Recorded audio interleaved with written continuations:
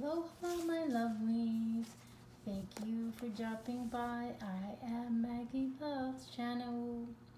I'm so glad you're here. And as you know, we're doing Alana Fairchild's Rumi's Oracles, an invitation into the heart of the divine. Woo! I love it. So we're going to be slow crawling through this too, but enjoy. Okay, so when you get a chance also, please subscribe and like and leave comments. Okay, so here we go. How this project happened so effortlessly. I had played with the idea of writing a Rumi article for some time, but not being a translator of his poetry and not having yet found the right artwork for it, I was uncertain about how to proceed. Apart from those practical matters, deep within my heart I felt so much reverence for this being, as I do for all the holy ones in their various guises. I also held some moments of uncertainty about whether I was up to the task of delivering something that would truly honor his legacy.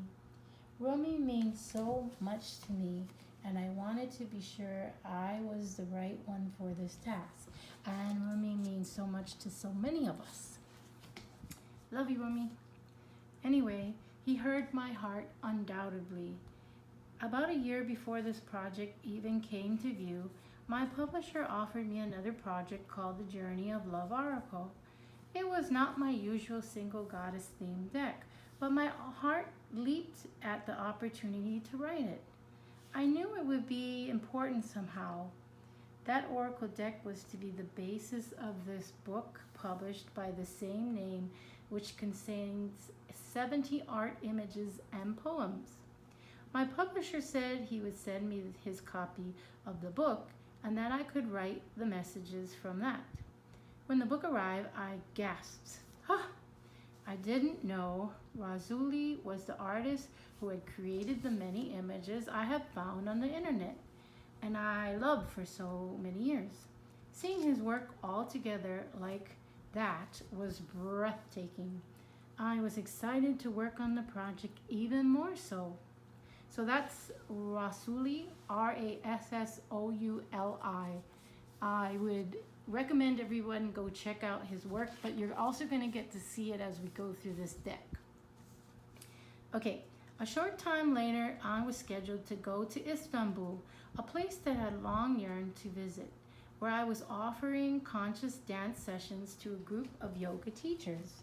During my time in Turkey, I managed to have some quite profound mystical experiences, one of the strongest being in an old-fashioned Turkish hammam or bathhouse.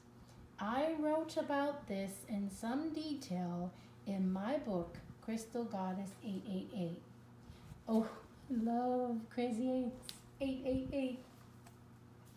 Anyway, okay, Cannabis God, you're out there, I know, 888, brother.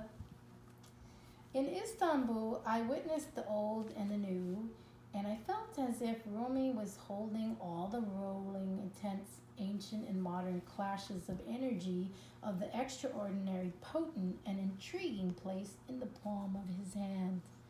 I felt him there, somehow subtle but pervasive.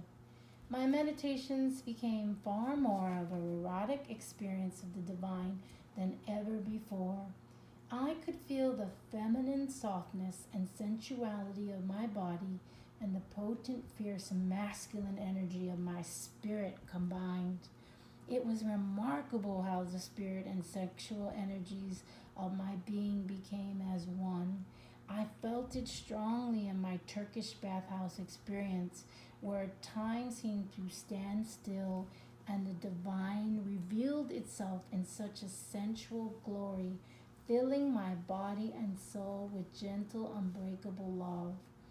I felt it in the dances of the whirling dervishes that were so sublime. As I watched them spin in a heart-centered trance of their own inner connection to the divine, I just felt love. It was during this 2 or so weeks in Istanbul that I wrote the Journey of Love Oracle deck featuring the art of Rassouli. Whew, yes. And as I wrote the deck, it flowed very easily and quickly, but also intensely, as tends to be my creative way, yet with a very different voice. I was curious about this. Guys, get curious. Every time I write, I feel a different voice emerging. It depends on the nature of the holy being with which my soul is blending to do the work and the types of people for whom the work is being written. As I wrote the Journey of Love Oracle, I felt a sensual voice that I associated with Rumi emerge. Not Rumi exactly, but certainly of his world. My publisher and editor remarked on the difference in the writing, being as familiar as they are with my usual writing style. They could tell I had been inspired whilst traveling in Istanbul. It was a leap for me. I could feel the writing coming from a place that was authentic within me, of the soul, but certainly different to what I had previously expressed. I felt it flowing again from the same source in this deck. I can feel it stirring within me now, reaching even more deeply into the place where Rumi resides, to bring forward this offering of an oracle deck in his name. It is in service to his work upon this planet, his work of tearing aside the separation between us and the divine, and the intoxication of our soul with passion for divinity, so that we can embrace the great romance of it and give ourselves up to divine love. Some months after I finished the Journey of Love Oracle, I was back at home in Australia, meditating in my lounge room. Shout out to all our Australians. We love you. Aussie, Aussie, Aussie. Oi, oi, oi. Okay, just in emptiness, Rumi suddenly appeared. It was an unexpected and graceful moment of blessing. I didn't see him, however. I felt him so clearly. It is hard for me to describe what actually happened, but I could feel that we were one. I was me, and he was him, and yet there was no separation between us at all. I thought that I would open up to receive him as I had previously experienced with other divine beings, but instead, shockingly and confoundingly, I was him. He was me. I was me, and he was himself, but we burned as one living flame. My mind couldn't make heads or tails of the experience because it made no logical sense, but the reality of it was sensational. I just recall it now is making my twirly curly hair even twirlier and curlier, with luscious jolts of energy shimmering up and down out of the crown of my head in ecstatic flow. Okay, so whoever is willing to receive this blessing, may those who choose, may our twirly curly or our straight hair, whatever, be even curlier and twirlier or straighter or whatever, more beautiful, with luscious jolts of energy shimmering up and out of the crown of our head into ecstatic flow. You know, there is research, this is Maggie time, there is research showing that our hair is actually our nervous system. There is quite a bit of research, I'll do another video on that, but I can see ecstatic jolts coming off your heads in a positive way. So, okay, going back. What occurred to me after experience is that I had needed to know that my spiritual connection with him was sufficient, and that I could write this work from a place of authenticity and integrity. And he delivered that gift to me in such a sweet grace. So when it was time for the project to come to me, I was ready and willing and self-believing and enough to accept it. Some months after the meditation, I had gone through a huge process of my own spiritual path which I wrote about in Crystal Goddess 888. I had reached a point where I felt the need to empty out my publishing schedule. My publisher was amazingly supportive and trusting my intuitive instincts on such matters, and happily agreed to cross projects off my list and simply be open to divine guidance on what would be best to attend to next.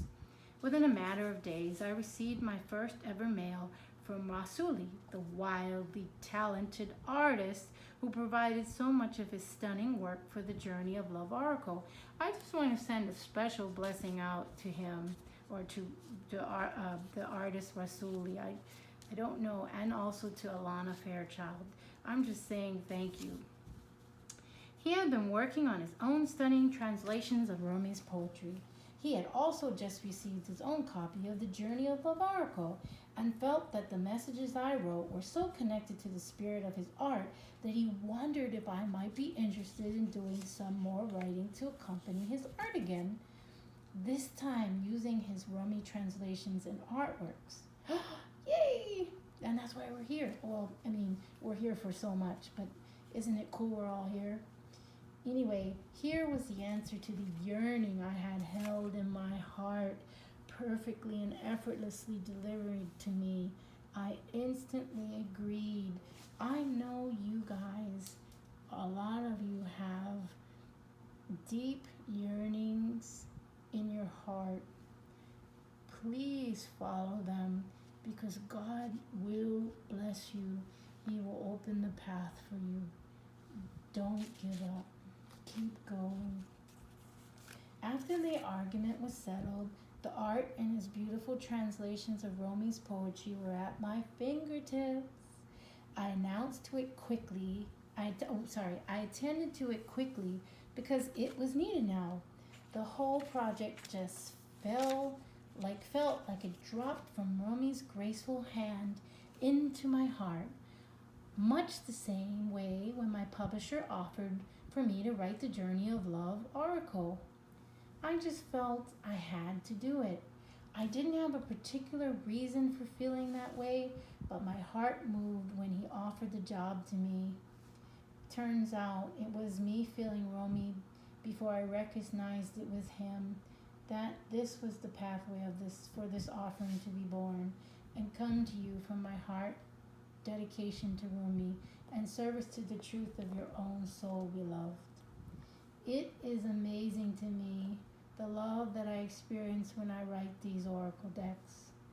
Kuan Yin, Isis, Mother Mary, and now Rumi all bring through the consciousness of a particular being centered in divine love. And yet, although it is the one love, each has their own particular flavor and moves my heart in a particular way. It is like the holy ones know about love the way indigenous peoples of certain lands can know about snow. Oh, and this is like the Hawaiians and the Indians and the Mexicans and the Africans. We love you, indigenous people. So, to us, it is snow, but for those people who are innate with the ways of snow, there are so many words to describe the variation and subtleties of what for us is just snow. So it is with love. The love that I feel through Rumi is such a sweet surrender, such a wild passion, such a fierce and somehow also tender conviction. I just want to say this about the snow comment. In indigenous cultures, this is kind of what's, the English language kind of flattened out energy. But in indigenous cultures, even Gaelic, Hawaiian, Hebrew, African, they possess the language. They don't talk at you, they talk to you. So I just wanted to say that. Okay, I don't know what's going on.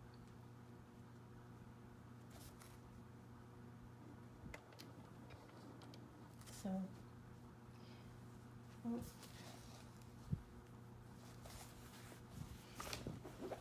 hang on.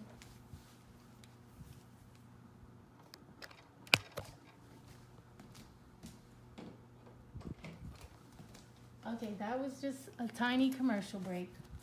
All right, so finishing up, I know that you are drawn to this oracle deck because at some level of awareness, you have been drawn to Rumi's embrace.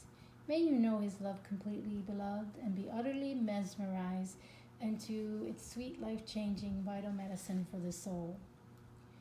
A note about Rumi's poetry. At the beginning of each card message in the Rumi oracle, you'll find a short excerpt of a poem by Rumi, translated by Rassouli, who is also the artist of this deck. If you wish to read the full poems and explore the beauty and wisdom of Rumi's poetry in greater depth, Rassouli has published a book, Rumi Revealed, which makes an excellent companion to this deck. You'll find more information about this book in the section at the back of this guidebook titled Also Available by Blue Angel Publishing. So, guys, a lot of us are very familiar with Rumi's poetry and writings. Just grab a book. You don't have to make it complex. Like Rassouli's work is great, and also a lot of you, if you have a book already, pull it off, dust that thing off the shelf, and bring it on out.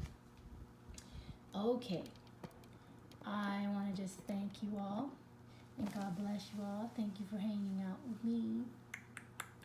And when you do get a chance, please hit subscribe, like, and leave your comments.